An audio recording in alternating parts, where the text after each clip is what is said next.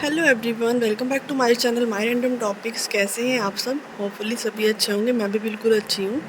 आज मैं आपके साथ अपनी वीडियो में शेयर करने वाली हूँ कुछ किचन के इस तरीके के ऑर्गेनाइज़र जो हमारे बहुत काम आते हैं, और कुछ ऐसे DIY जिसके हम पुरानी चीज़ें हमारे घर पर जो पड़ी होती हैं उनको हम रीयूज़ कर सकते हैं बहुत अच्छे तरीके से, और बहुत ही ज़्यादा वो अच्छी भी लगने वाली है। हमारी किचन बहुत सुंदर लगने वाली है उन सभी सामान को यूज़ करने के बाद।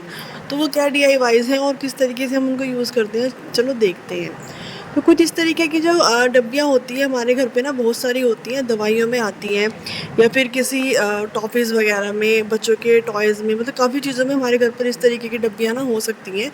तो आप इनको किचन में कुछ छोटी-छोटी चीज़ें रखने के लिए यूज़ कर सकते हो। जैसे मैं इस डब्बी का यूज़ कर रही हूँ इलायची रखने में, बट ये रखी हुई तो बिल्कुल भी अच्छी नहीं लग रही है, क्योंकि इसके ऊपर का जो लोगो है, जिस चीज़ की ये है, सभी इसके ऊपर दिख रहा है इसलिए। तो इसको मुझे छुपाना है, और चलो इसका DIY करते हैं। DIY कैसे करेंगे? आप इसको अगर इसे उखाड़ रहे हो, निकाल रहे हो, क्योंकि प्लास्टिक ही है, आप इसको गर्म पानी में भी नहीं डाल सकते जिससे निकल जाए।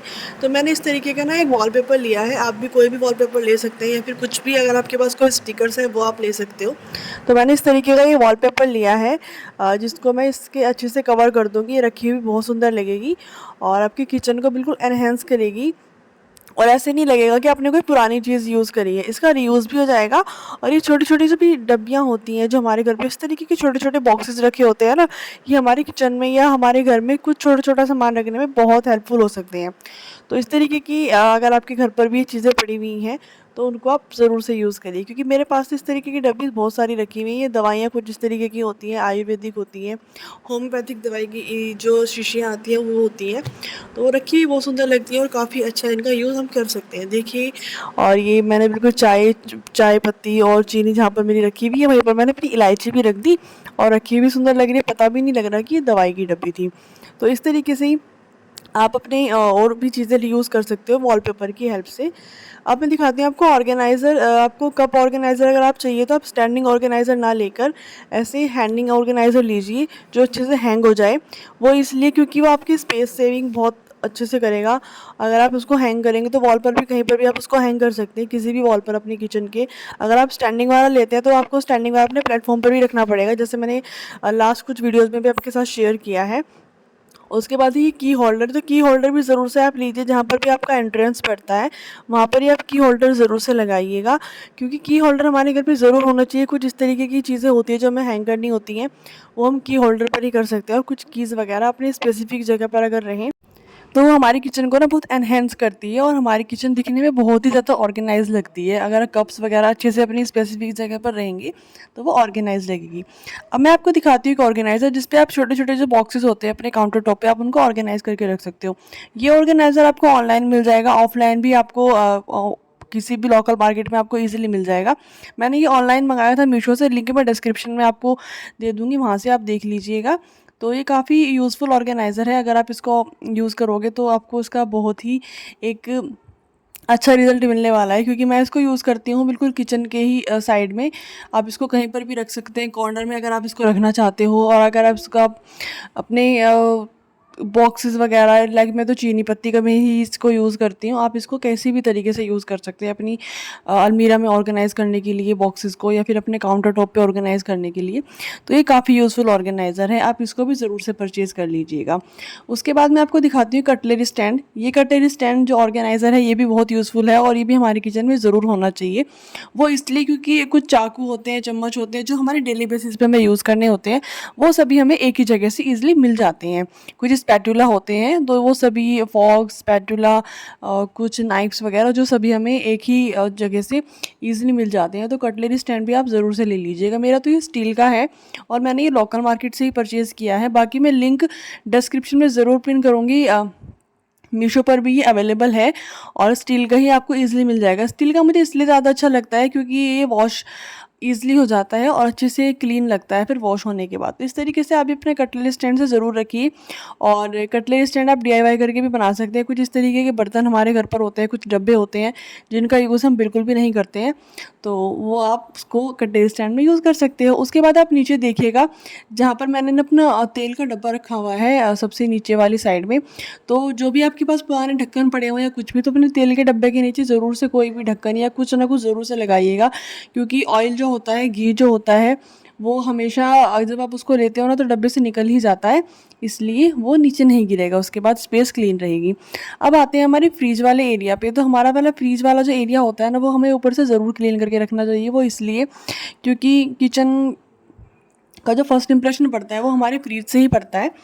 तो मेरा फ्रीज जो था वो बहुत ज़्यादा मेसी हो रखा था, क्योंकि मुझे काफ़ी टाइम से ना टाइम ही नहीं लग पाया था कि मैं इसको अच्छे से क्लीन करूँ। तो उसके लिए आपको चाहिए इसके लिए भी कि आप इसका एक कवर लें। कवर आप DIY करके घर पर भी बना सकते हैं। अगर आपके पास कुछ पुराना क्लॉथ पड़ा है, तो मैंने तो ये ऑनलाइन मंगाया था, लिंक डिस्क्रिप्शन में आपको मिल जाएगा सेम अगेन।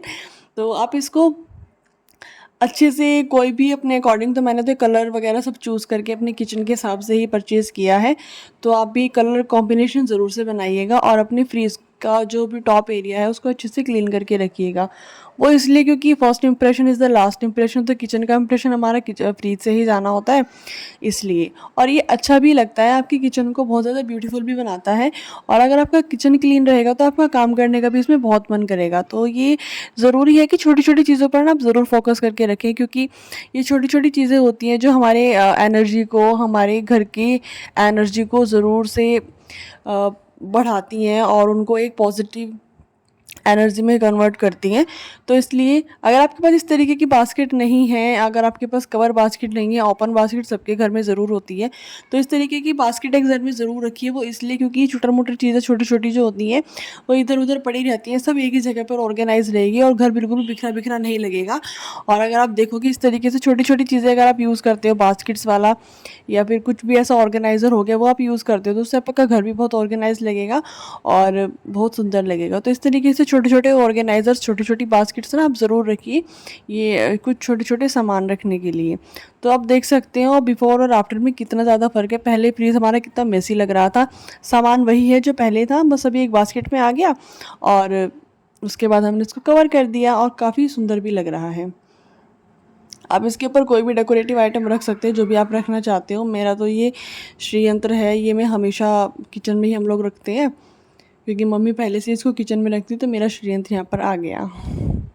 आप कुछ भी रख सकते हो डेकोरेट करने के लिए अपने फ्रिज के ऊपर। बहुत ज़्यादा हैवी चीज़ें मत रखिएगा फ्रिज के ऊपर, उससे फ्रीज़ बहुत जल्दी ख़राब हो जाता है। अब मैं आपको दिखाती हूँ कुछ चीज़ें जो ये ऑनलाइन मैंने मंगाई थी। ये एक पेज है इंस्टा पे, वो मैं इंस्टा की जो उनकी आईडी है वो मैं बता दूँगी आपको डिस्क्रिप्शन में, वहाँ से आप उनको फॉलो भी कर लीजिएगा। अगर आप कुछ मंगाना चाहते हैं कोई भी ड्रेस आइटम, तो वो आपको वहाँ पर ईजिली मिल जाएगा। फर्स्ट ये सूट है जो मम्मी के लिए परचेज़ किया है, और पर्पल कलर में सूट था, कॉटन में, बहुत ही सुंदर लग रहा था। ये इसका दुपट्टा है। सो अगर आप मंगाना चाहते हैं कोई भी ड्रेस पीस, कुछ भी ड्रेस आइटम, तो आप ज़रूर से मंगा लीजिएगा। उनके पेज पे हर तरीके के कपड़े मिल जाएंगे आपको। सूट्स तो बहुत अच्छे अच्छे मिल जाएंगे, जो बोलते हैं इंस्टा वाले सूट, तो वो इंस्टा वाले सभी सूट और बहुत ही अफोर्डेबल प्राइस में आपको वहाँ से मिल जाएंगे। शर्मिला मलिक उनकी यूट्यूब आईडी है, आप उनको भी वहाँ से भी सब्सक्राइब कर सकते हैं, उनका चैनल, तो वो आप देख लीजिएगा। अगर आप इंटरेस्टेड हैं तो ज़रूर से उनको फॉलो करिएगा। आईडी मैं डिस्क्रिप्शन में उनकी ज़रूर से मेंशन कर दूँगी, आप वहाँ से उनको डायरेक्ट फॉलो भी कर सकते हैं और उनका चैनल भी सब्सक्राइब कर सकते हो। ये है एक नाइट सूट बोल सकते हो, कोट सेट आप बोल सकते हो, जिस तरीके से भी आप इसको स्टाइल करना चाहो ऐसे आप इसको स्टाइल कर सकते हो। मैं तो इसको कोट सेट ही बोलूँ, क्योंकि मैं कोट सेट के तरीके से ही उसको स्टाइल करना चाहूँगी। तो क्वालिटी वाइज काफ़ी अच्छा था, कलर्स भी बहुत ही सुंदर थे, बिल्कुल गर्मी के हिसाब से काफ़ी सॉफ्ट से और बहुत ही सुंदर सुंदर से कलर थे। तो कलर्स काफ़ी इसमें अवेलेबल हैं। सबसे अच्छी बात मुझे ये लगी कि जितनी फिटिंग आप इसको देना चाहते हो तो आप दे सकते हो, क्योंकि इसमें नॉट्स दी गई हैं बांधने के लिए, तो आप उसके हिसाब से इसकी फिटिंग भी चेंज कर सकते हैं। तो आप इसको नाइट सूट बनाना चाहो या फिर आप इसको कोट सेट बनाना चाहो, वो अपने अकॉर्डिंग बना सकते हैं। अब आप देखिए छोटी छोटी चीज़ें चेंज करने से ना हमारी किचन कितनी एनहेंस हो गई है। और अगर किचन में आप आओ, आपको किचन बिल्कुल क्लीन लगे, साफ़ सुथरी लगे, तो आपका काम करने का भी मन करेगा। तो ये छोटी छोटी टिप्स आप ज़रूर से फॉलो करिएगा अपनी किचन को साफ़ सुथरा रखने के लिए। वीडियो अच्छी लगी हो तो लाइक ज़रूर कर दीजिएगा, चैनल को सब्सक्राइब कर लीजिएगा। मिलते हैं नेक्स्ट वीडियो में कोई और अच्छे से कंटेंट के साथ। तब तक के लिए वीडियोस देखते रहिए और राधे राधे, बाय बाय।